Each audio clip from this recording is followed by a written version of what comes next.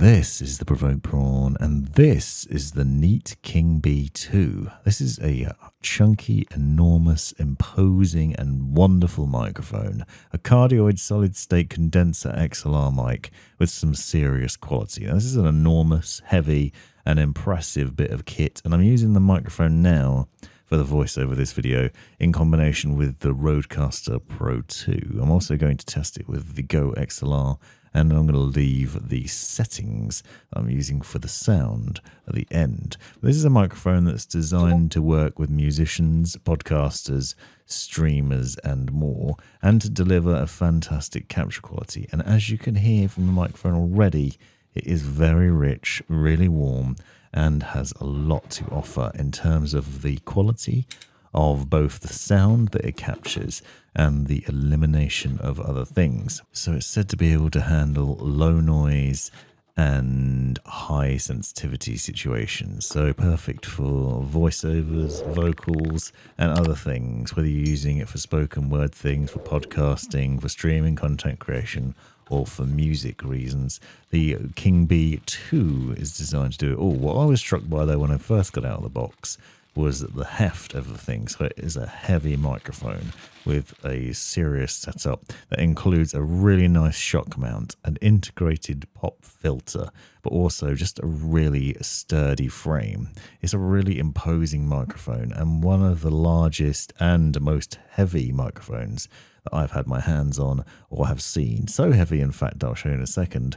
I was actually concerned that my mic arm was going to be able to handle it, that it would sit on a boom arm, wouldn't just flop down. I'm pleased to report that it will, and I'll show you the setup on a boom arm in a minute.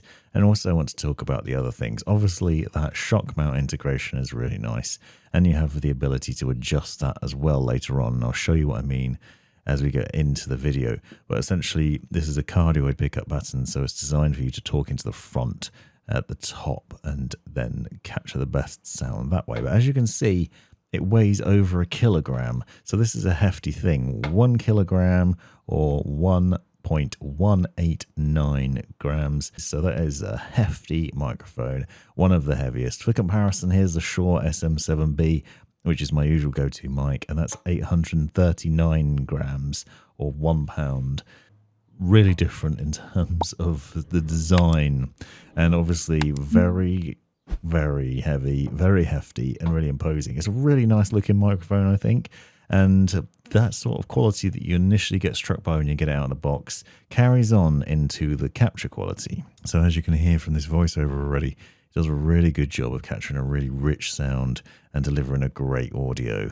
Now, this obviously requires a preamp setup. You need some sort of interface to deliver the audio. It also requires 48 volts of phantom power, so you require something pretty capable. Now, the Rodecaster Pro 2 has had no issues with that, and I plugged it in and got on with the sound really easily, and you can just tweak the settings and get a really good quality broadcast sound out of it with relative ease. However, you will obviously need something that's able to drive that in a good way. A Go XLR will manage it as well, and I've done plenty of content on that device before, so I'm going to demonstrate that as a bit more affordable, and we'll show you what you can do there if you want to pick up this microphone and get the good quality out of it.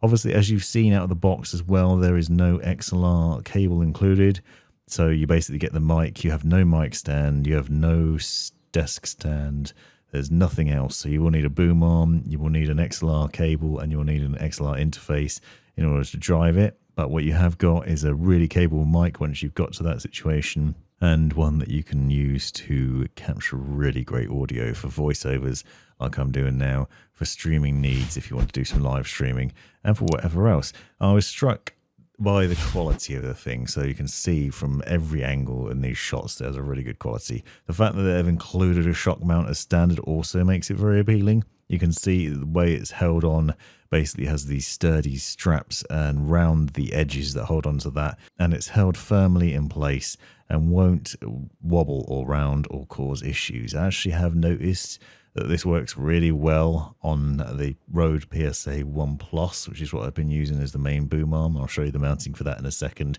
The result of which is if you knock the mic arm, the boom arm, you won't notice the sounds traveling through that and into the mics. So it's really easy to not destroy the quality of the sound from that. And that's a really nice thing as well. And the pop filters included in standards too, so you reduce the number of pops and plosives and other potential problems out of it as well. So all told, a fantastic mic. Now, mounting is very straightforward. You have the standard threads, so you can see me mounting it here on a PSA 1 Plus.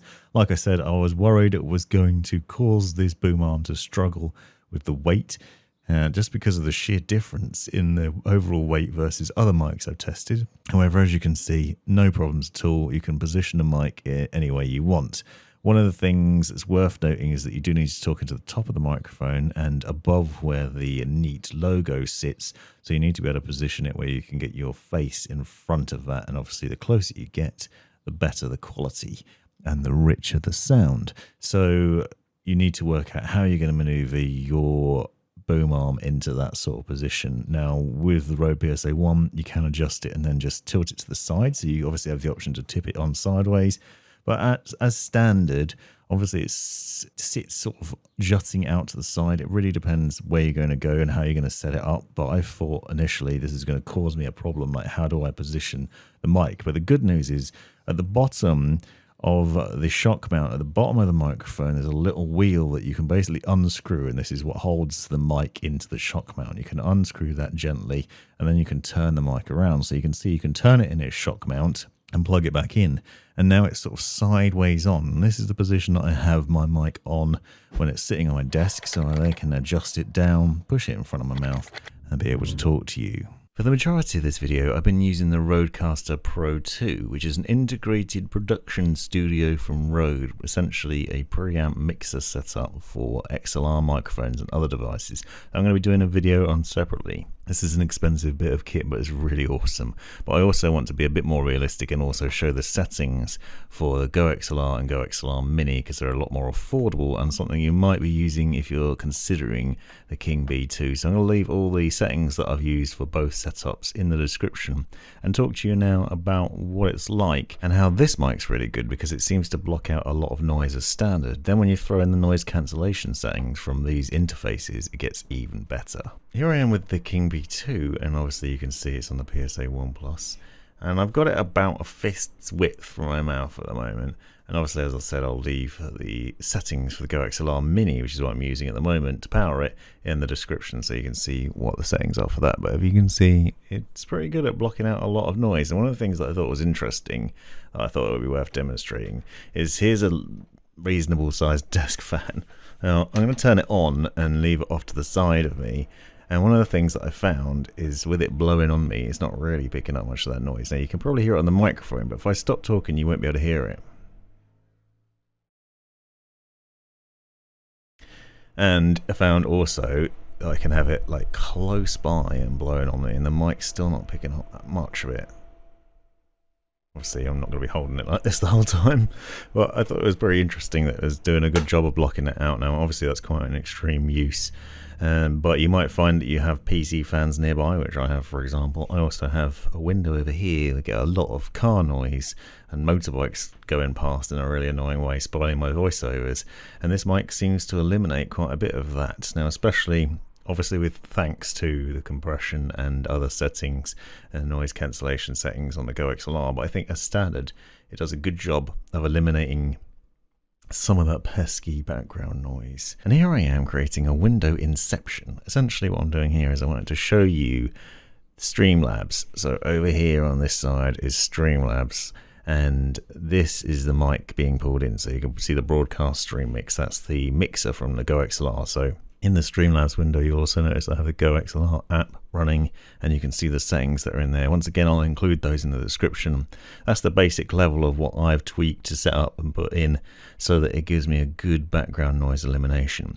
But what I want to demonstrate is that even with very minimal effort, it has resulted in a really clean sound. Because if I'm quiet, now usually if you're quiet on a microphone, you can find it picks up a bit of background noise. You'll notice the easiest way to do it, I found, is to look at the levels in something like Streamlabs or OBS Studio and see where it is, where it hits.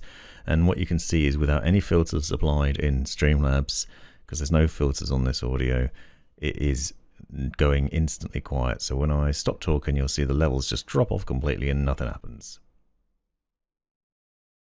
And the other thing that I found is that I can put the fan back on and I can actually get it close to me.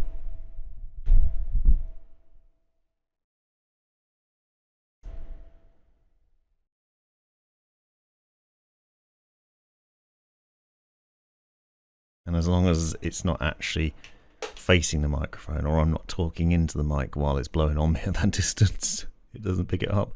And that is really impressive. And also I just found it's done a really good job of eliminating that background noise. Now I'll leave the settings that I've got in the description, but it's worth bearing in mind that you will need to tweak them to suit your environment and your voice. Other more knowledgeable people than me have done excellent videos on how you tweak these, what each setting means and what you should do in order to adjust it and how to customize it to yours. But I found that this is a good base level and it knocks out a lot of background noise, but still gives a really rich delivery. But the important point is this mic does an excellent job of eliminating background noise. So that is one of the things I wanted to show and to be able to demonstrate. The other thing is that this mic arm with the shock mount does an excellent job of eliminating background noise. And you'll also notice that if I tap on the mic arm, it's not actually getting picked up.